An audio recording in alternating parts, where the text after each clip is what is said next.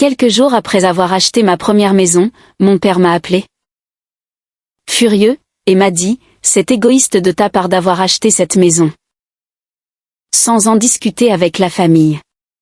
Je n'ai pas pu m'empêcher de rire, comme si je l'avais acheté avec son argent. Je me tenais seule dans une salle à manger, dont j'avais rêvé pendant 10 ans, fixant une table dressée pour 5 personnes. Un poulet rôti qui refroidissait et des ballons argentés épelant le mot « home », qui commençait déjà à se dégonfler. Et j'ai réalisé que je n'étais pas triste. J'en avais fini. C'est différent. La tristesse veut une résolution. En avoir fini, c'est une porte qui se ferme, un verrou qui tourne, un son si discret qu'on manque presque de l'entendre. Sauf qu'il change tout ce qui vient après. Ma famille était censée être là depuis 1h47. Le SMS de ma mère, la seule communication que j'avais reçue, trônait sur mon téléphone comme une gifle. Désolé, j'ai eu un empêchement. Occupé ce soir. 5 mots. Pas d'appel, pas d'explication, pas de félicitations pour la plus grande réussite de ma vie. 5 mots pour 10 ans de travail. J'ai posé mon téléphone face contre terre sur le comptoir. Puis, j'ai pris la tarte au citron que j'avais passé 3 heures à préparer de A à Z, la recette de ma grand-mère, celle que j'avais apprise à 13 ans, celle qui, je le pensais, ferait peut-être sourire ma mère, et je l'ai jetée à la poubelle. Le bruit sourd qu'elle a fait a été le son le plus honnête que j'ai entendu de toute la nuit. Je m'appelle Madison Carter.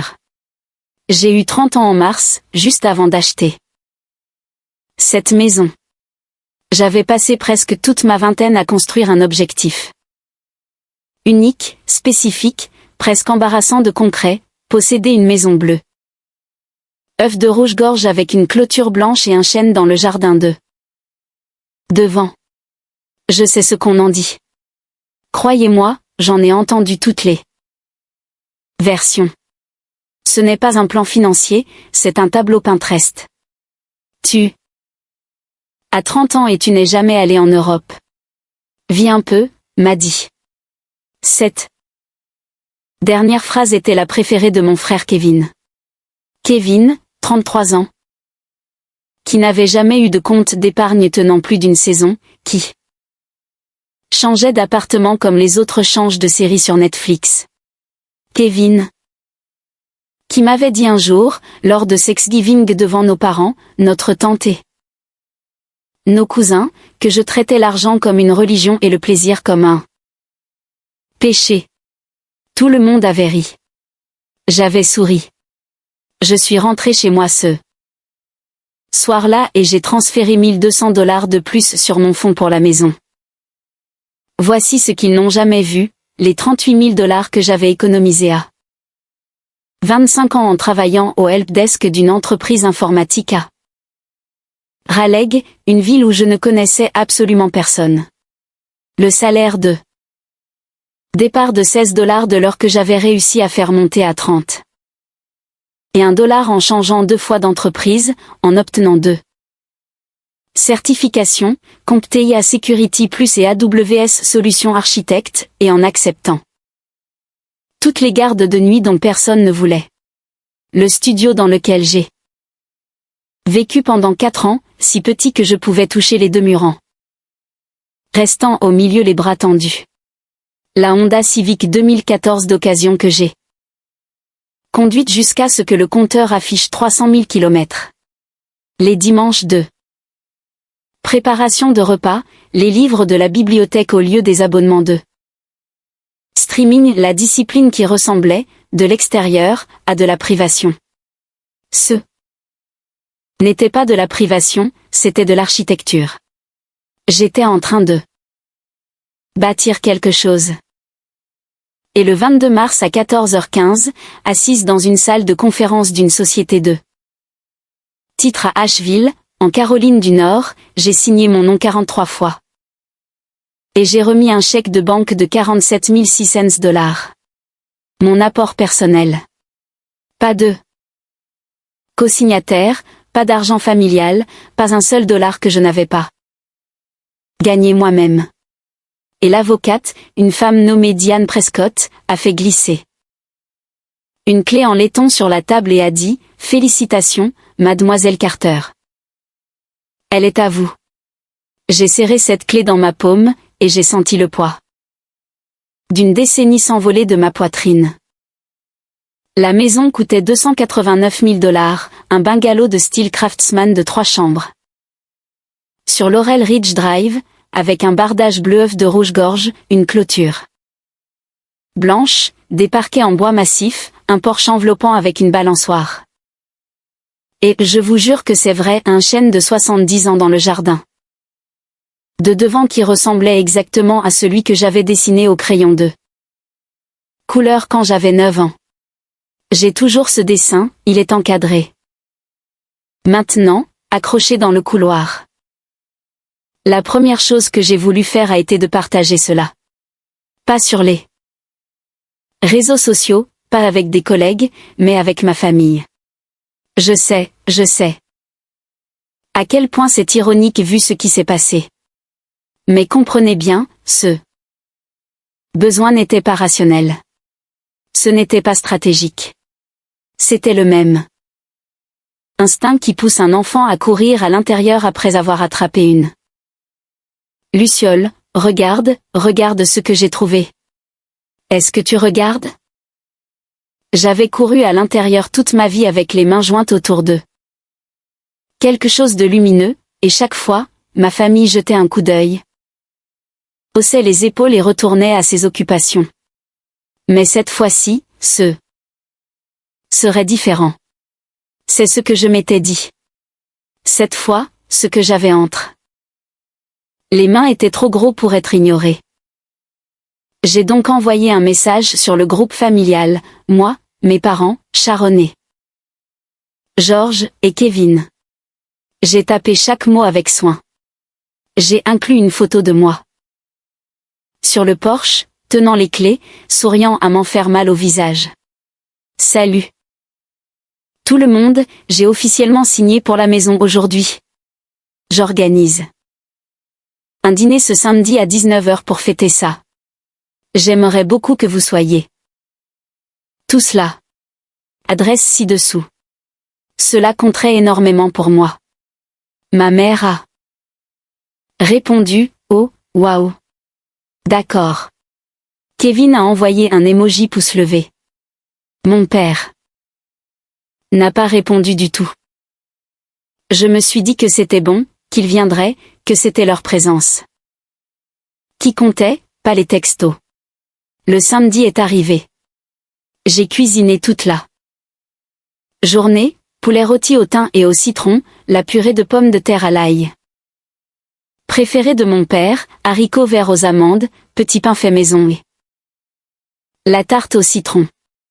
J'ai dressé la table avec des assiettes que j'avais achetées spécialement pour cette soirée en céramique blanche, rien de luxueux, mais neuve, propre, à moi.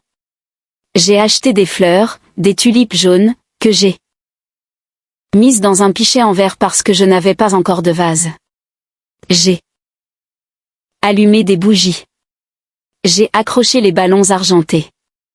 J'ai même mis une playlist sur mon enceinte Bluetooth, du jazz doux, celui que ma mère jouait dans la cuisine quand j'étais petite, à l'époque où la cuisine semblait encore être un endroit sûr.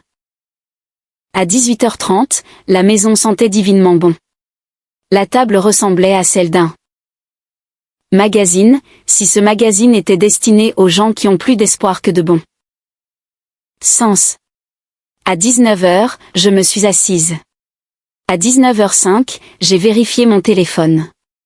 Rien. À 19h15, j'ai envoyé un texto, et « Le dîner est prêt dès que vous arrivez ». Pas de réponse.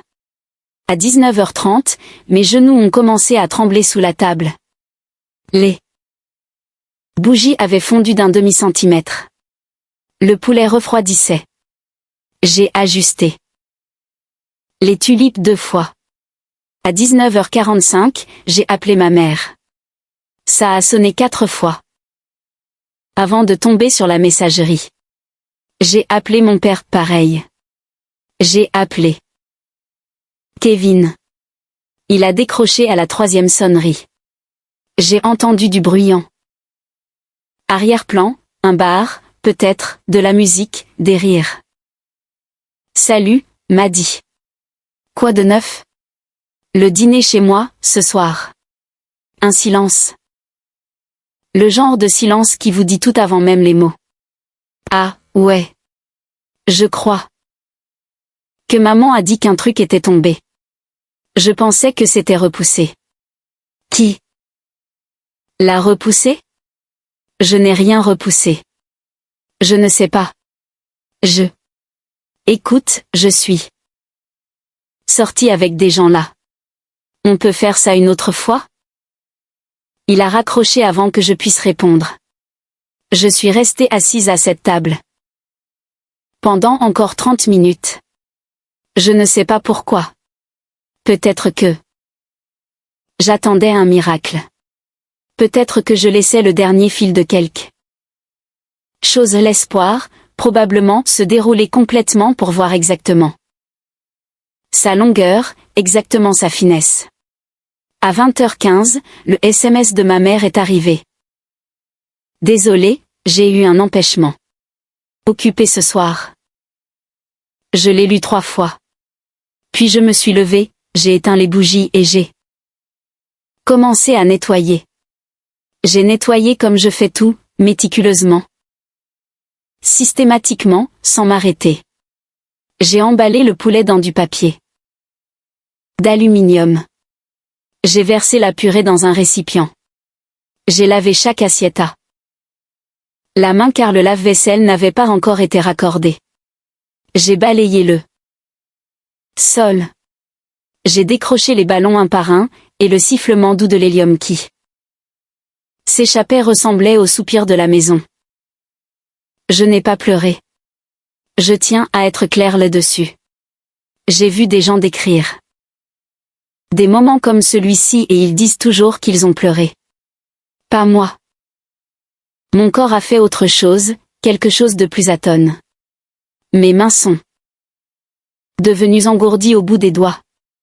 Ma poitrine semblait creuse, comme si quelqu'un avait plongé la main pour en vider le centre. Rien de dramatique. Juste du vide. J'ai appris depuis qu'il existe un terme clinique pour cela. Le docteur René Hollis, une thérapeute certifiée que j'ai commencé à voir 2 mois plus tard avec 12 ans d'expérience spécialisée dans les systèmes familiaux et les enfants adultes de parents émotionnellement négligents, a appelé cela effondrement affectif. Elle a dit, c'est ce qui arrive quand le système émotionnel a été surchargé tant de fois qu'il cesse d'enregistrer les nouvelles blessures en temps réel. Votre corps a su avant votre esprit. Elle m'a dit que mon corps avait déjà commencé à me protéger. À 23h48, on a frappé à ma porte. J'ai ouvert pour trouver Amber, la petite amie de Kevin depuis environ 6 mois, debout sur mon porche, tenant un gâteau rectangulaire de supermarché dans sa boîte en plastique. Le glaçage disait « Félicitations » en lettres bleues qui commençaient déjà à baver. « Salut » a-t-elle dit. J'ai pensé que quelqu'un devrait apporter quelque chose. Je l'ai laissé entrer parce que je n'avais pas l'énergie de faire autrement. Nous nous sommes assises dans le salon. Elle a mangé une part de gâteau, pas moi. Elle m'a dit que la maison était vraiment mignonne et m'a posé des questions sur le quartier. J'ai donné des réponses brèves. Puis, j'ai posé la question qui me brûlait la gorge depuis des heures. Quel était cet empêchement? Qu'est-ce qui était si important? Amber a regardé son gâteau. Elle a écrasé une miette avec sa fourchette. Je ne pense pas qu'il y ait eu d'empêchement, Madison. Silence. Kevin était chez Darcy pour regarder le match. Ta mère a posté sur Facebook vers 18h. Elle était à une foire artisanale à Briare. Je ne sais pas pour ton père. C'était donc ça. Pas d'urgence, pas de conflit, pas de « quelque chose est tombé ». Juste pas assez d'intérêt. Mon frère regardait un match. Ma mère était à une foire artisanale. Mon père, qui n'avait jamais répondu au message initial, était partout où les pères vont quand ils ont décidé que la vie de leur fille ne valait pas le déplacement. Amber est partie vers minuit. J'ai verrouillé la porte, je suis montée dans ma chambre, la chambre où j'avais imaginé dormir pendant des années, et je me suis allongée sur le matelas nu parce que mes draps étaient encore dans un carton quelque part. Le plafond était blanc, parfait, intact. J'ai fixé le vide. Jusqu'à 3 heures du matin. Et quelque part durant ces heures, quelque chose en moi a basculé. Pas une fracture, un basculement, comme un os légèrement désaligné depuis 30 ans qui, enfin, s'emboîte de façon audible. À 6h14 le lendemain matin, mon père m'a envoyé un SMS. Nous devons parler de la maison. Pas de « désolé d'avoir raté le dîner ». Pas de « félicitations ». Pas de « je suis fier de toi ». Juste « nous devons parler de la maison ». Mon cœur a plongé, non pas parce que j'avais peur, mais parce que je savais. Déjà, de la même manière que l'on sait qu'une tempête arrive avant que le ciel ne change, que ce dont il voulait parler n'aurait rien à voir avec la célébration de ce que j'avais bâti. Je n'ai pas répondu. Pas encore. À la place, j'ai préparé du café dans ma nouvelle cuisine, je me suis assise sur ma balançoire de porche et j'ai regardé le chêne attraper la lumière du matin. J'ai respiré. J'ai laissé le silence faire ce que le silence fait quand on arrête. Enfin de le remplir avec le bruit des autres. Puis j'ai rappelé mon père. Ce qu'il a dit, calmement, sur ce ton mesuré et neutre qu'il avait perfectionné après des décennies de non-implication technique, était ceci: ta mère et moi avons discuté. Nous pensons que c'est un peu excessif ce que tu as fait, acheter une maison sans en discuter avec la famille. Kevin galère en ce moment, et te voir poster un truc pareil. Ce n'est pas délicat. Madison, nous pensons que tu devrais être plus attentive à la manière dont tes choix affectent les autres. J'ai éloigné le téléphone de mon oreille un instant. J'ai regardé le chêne. J'ai regardé ma maison que j'avais gagnée avec une décennie de travail. Qu'aucun d'entre eux n'avait jamais reconnu. Alors j'ai dit lentement, vous n'êtes pas venu dîner parce que vous pensez que je n'aurais pas dû acheter cette maison? Ce n'est pas ce que j'ai dit. Et la raison pour laquelle tu m'appelles le lendemain matin, ce n'est pas pour t'excuser de ne pas être venu, mais pour me dire que je devrais me sentir coupable de ma réussite parce que Kevin n'a pas la sienne. Madison, ne déforme pas mes propos. Papa, je dois te demander quelque chose, et j'ai besoin que tu sois honnête. Quand j'ai envoyé cette photo de moi sur le porche avec la clé, as-tu été heureux pour moi, ne serait-ce qu'une seconde? Le silence a duré 4 secondes. J'ai compté. Ce n'est pas la question? A-t-il dit. C'était ma réponse. J'aimerais pouvoir dire que j'ai géré la suite avec grâce et maturité. Ce serait un mensonge. Ce que j'ai fait, c'est aller au magasin de bricolage, acheter une planche de cèdre et un kit de pyrogravure, et passer une heure à graver soigneusement les mots suivants: pas de réduction familiale. Pas de visite familiale. Aucune exception. Je l'ai accroché à mon portail. J'ai pris une photo et je l'ai postée sur Facebook, Instagram et Twitter avec la légende, ma maison, mes règles. Était-ce mesquin? Probablement. Était-ce dramatique? Absolument. Était-ce la chose la plus honnête que j'ai faite en 30 ans? Sans aucun doute. Le post a été publié à 11h30 un dimanche. À 18h, il avait été partagé 4200 fois.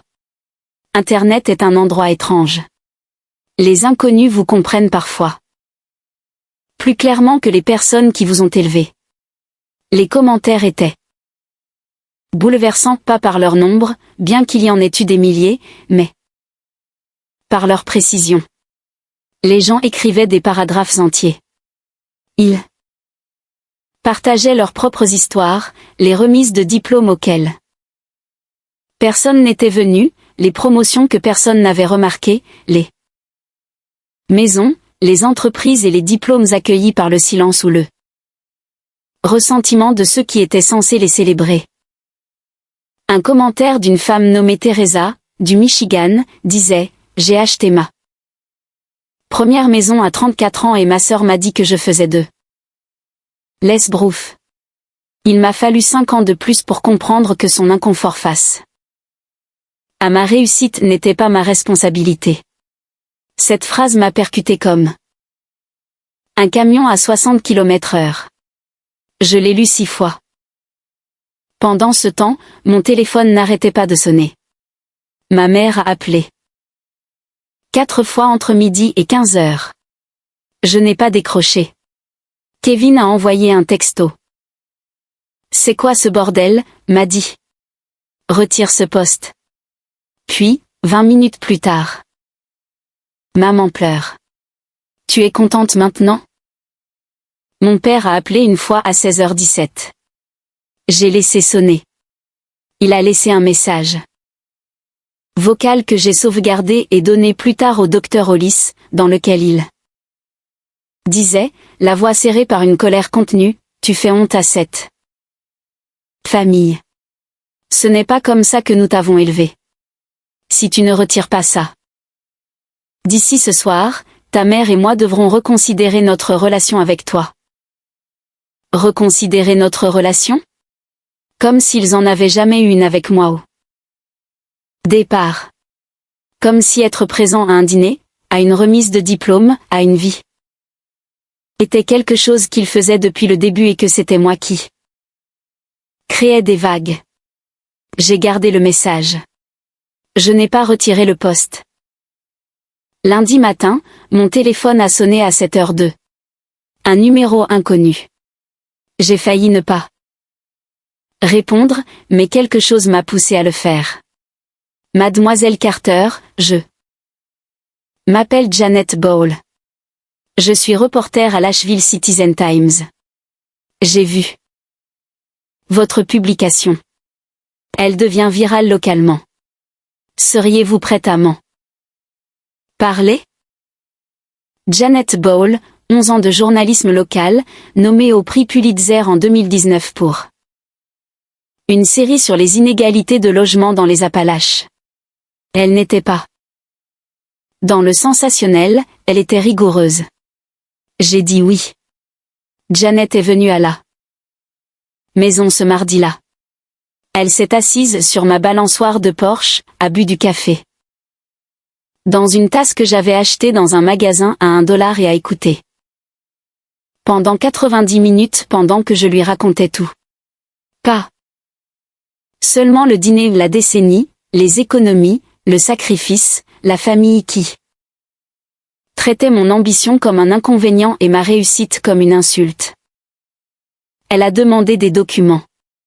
Je lui ai tout donné, relevé bancaire montrant une décennie de dépôts réguliers, les documents de clôture du bureau de Diane Prescott, les fiches de paie de mes emplois en informatique, les captures d'écran du groupe familial, mon invitation, leurs absences de réponse, les textos d'après, le message vocal de mon père, les messages de Kevin tout. L'article de Janet a été publié le jeudi suivant. Le titre, elle a économisé pendant une décennie pour acheter la maison de ses rêves, et sa famille n'est pas venue. Puis Internet est arrivé.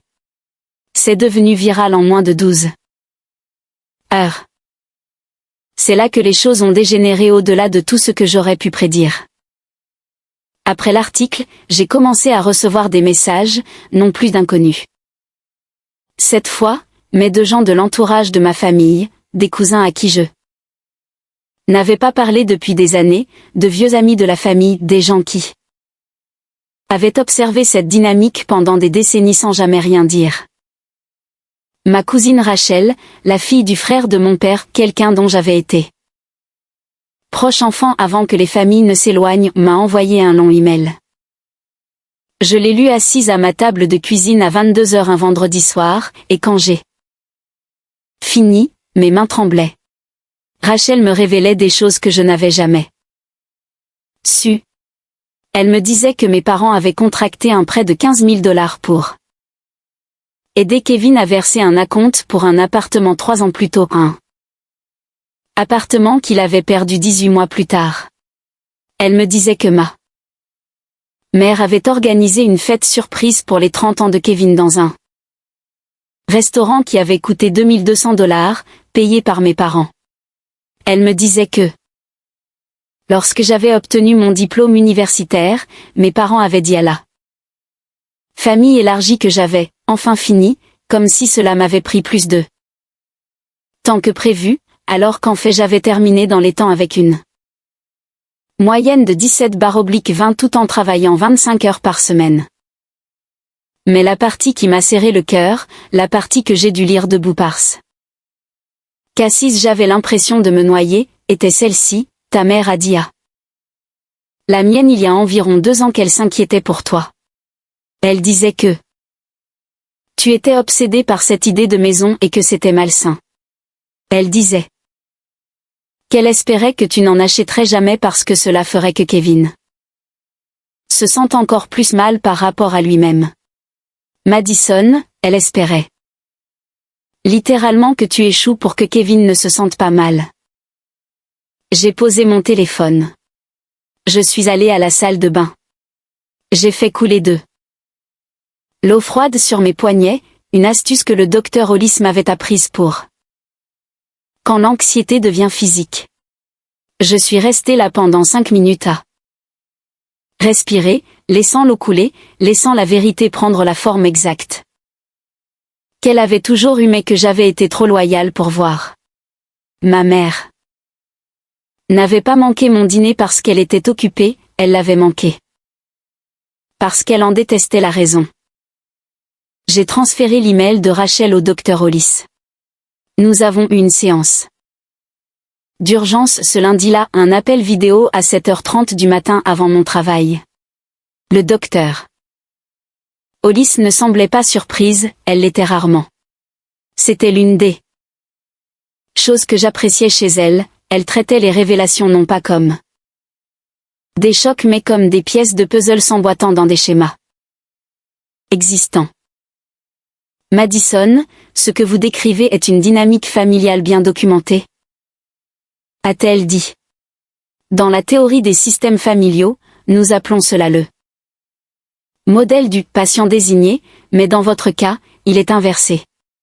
Vous n'êtes pas le membre de la famille qui galère et qui sert de bouc émissaire, vous êtes celle qui réussit, et le système familial ne peut pas l'accepter car cela menace la hiérarchie existante. Elle a fait une pause. Votre frère Kevin est ce qu'on appelle enfant prodige non pas parce qu'il réussit, mais parce que sa dépendance sert le besoin de vos parents d'être nécessaire. Votre succès ne remet pas seulement Kevin en question, il remet en question toute leur identité de parents. Si vous pouvez prospérer sans eux, qu'est-ce que cela dit de l'aide qu'ils ont apporté à Kevin? J'ai réfléchi à cela pendant longtemps. Ça dit que l'aide n'a pas aidé? Ai-je dit? Ça dit que l'aide n'a jamais concerné Kevin au final. Le point culminant de la crise est survenu un mercredi, 6 semaines après le Dîner. J'étais au travail. J'avais été promu au poste d'administrateur système. Senior d'ici là 74 000 $ par an avec tous les avantages quand j'ai reçu un appel d'un numéro que je connaissais. C'était Thomas Dunlap, l'avocat spécialisé en immobilier qui s'était occupé de ma signature. 15 ans de métier, associé chez Dunlap et Faraday. Madison, je dois vous demander quelque chose et je ne veux pas que vous paniquiez. Mon estomac s'est noué. Est-ce que quelqu'un dans votre famille a récemment fait des recherches sur votre titre de propriété? Quoi? J'ai reçu un appel ce matin d'un avocat de Raleigh nommé Craig Belair. Il représente vos parents. Il voulait savoir s'il y avait des irrégularités dans votre transaction, spécifiquement si des fonds familiaux avaient été utilisés pour l'apport, ce qui pourrait justifier une demande d'intérêt équitable. Je suis resté sans voix un instant. Les néons du bureau me semblaient trop brillants. Mon collègue dans le box d'à côté mangeait des chips. La normalité de tout ce qui m'entourait semblait violente face à ce que j'entendais. Thomas. Mes parents ne m'ont pas donné un seul dollar. Ni pour la maison, ni pour mes études, ni pour quoi que ce soit. Je sais. Votre dossier est propre. Je l'ai dit à Monsieur Belair, et je lui ai précisé que toute autre demande devrait passer par les voies officielles. Mais Madison, ils cherchent la petite bête, et le fait qu'ils aient engagé un avocat pour le faire signifie que ce n'est pas une simple curiosité. J'ai raccroché. Je suis restée assise à mon bureau pendant 14 minutes sans bouger.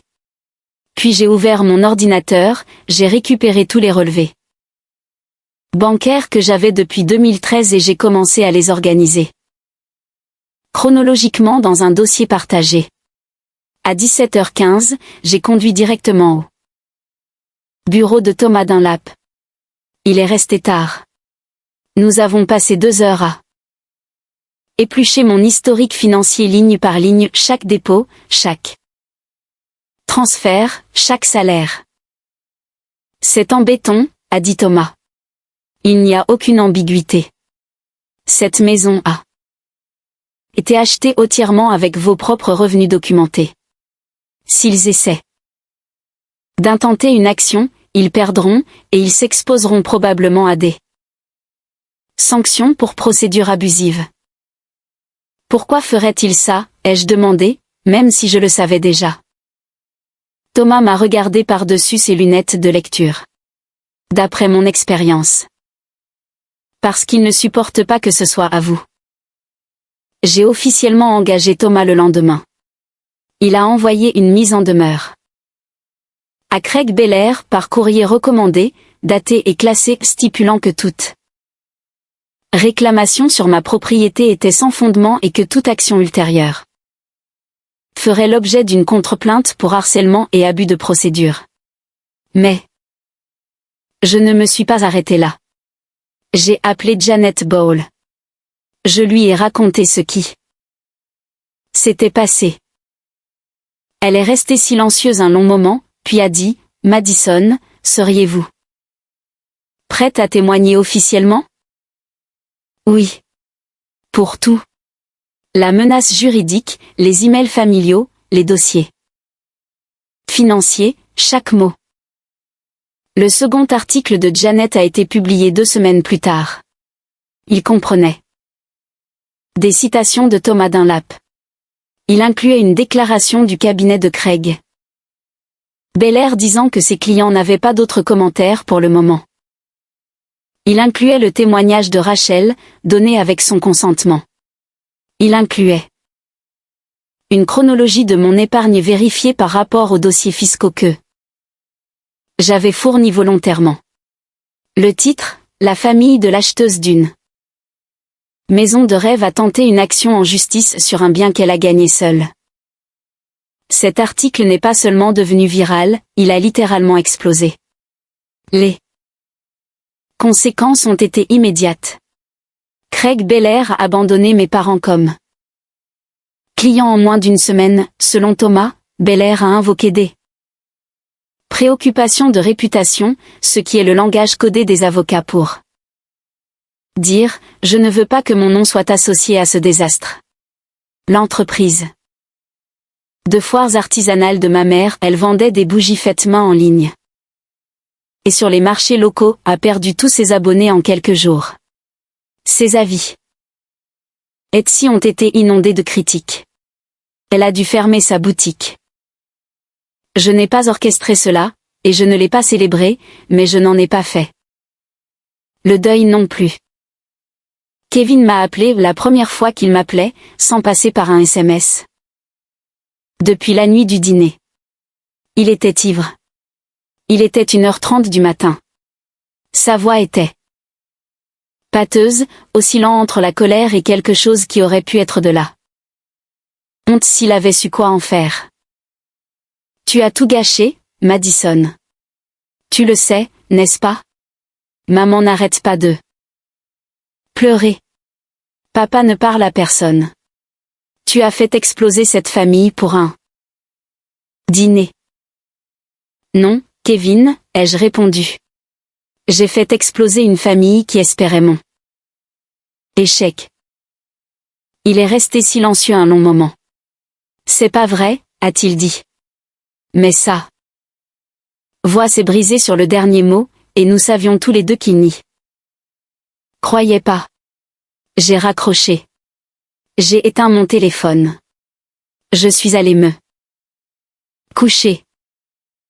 Le lendemain matin, j'ai bloqué leurs 3 numéros. Pas par colère, par souci de paix. Il y a une différence. Mon père a envoyé une lettre 3 semaines plus tard, une vraie lettre papier, manuscrite, postée à ma maison, la maison qu'il n'avait jamais visitée. Thomas Dunlap l'a lu en premier, car je lui avais demandé de filtrer toute communication familiale pendant le litige. Thomas m'a appelé. Ce n'est pas un document juridique. C'est personnel. Voulez-vous la lire? Je l'ai fait.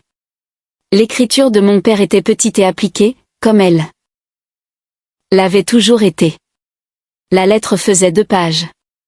Il disait, de diverses manières, qu'il était désolé, qu'il n'avait pas compris l'effet de son silence. Que le comportement de ma mère n'était pas quelque chose qu'il approuvait mais qu'il n'avait pas su intervenir, qu'il était fier de moi, qu'il l'avait toujours été. Je l'ai lu 2 fois. Je l'ai rangé dans un tiroir. Le docteur Hollis m'a demandé ce que je ressentais. Je crois qu'il est sincèrement désolé, ai-je dit. Mais être désolé et changer sont 2 choses différentes, et j'ai passé 30 ans à attendre un changement qui n'arrive jamais. Qu'est-ce que vous voulez faire? Rien. Pour l'instant, je veux ne rien faire et voir ce que cela me fait. Cela ressemblait à la liberté.